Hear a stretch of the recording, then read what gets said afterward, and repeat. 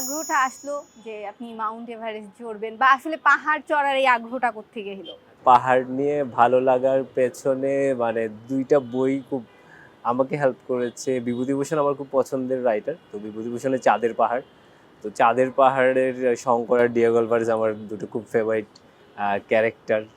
Shankar, Diego Alvarez সবাই একটা line বলেছিল, এটা আমি আজীবন মনে রাখবো এবং আমার খুবই পছন্দের লাইন যে, "সেই দলের মানুষ সারা আকাশ যাদের ঘরের ছাদ আর সারা পৃথিবী যাদের পায়ে চলার পথ।" আমি সেরকমই হতে চাইতাম, কিন্তু কখনোই সেই সুযোগ হয়ে ওঠেনি। For the first 20 years of my life আমি অ্যাডভেঞ্চারাস কিছুই করিনি।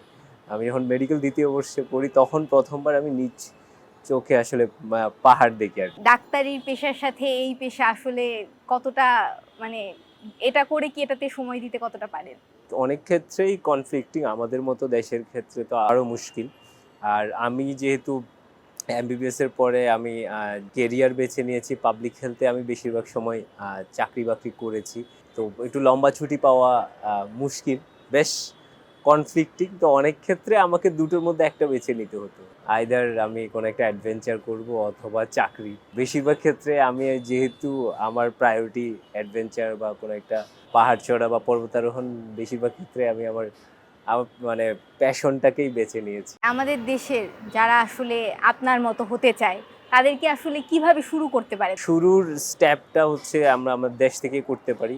সেটা ইনিশিয়ালি একদম সীতাকুণ্ড মিরেশ্বরের ট্রেলগুলা দিয়ে হতে পারে। প্রত্যেকটা ৩-৪ ঘন্টার ট্রেল। বান্দরবানের বেশ কয়েকটা ট্র্যাক আছে, সেগুলা কেউ করতে পারে এবং বান্দরবানের ট্র্যাক করতে করতে যদি কেউ ওই কনফিডেন্সটুকু গ্রো করতে পারে যে না, আমি পরের ফেজে যাওয়ার জন্য প্রস্তুত।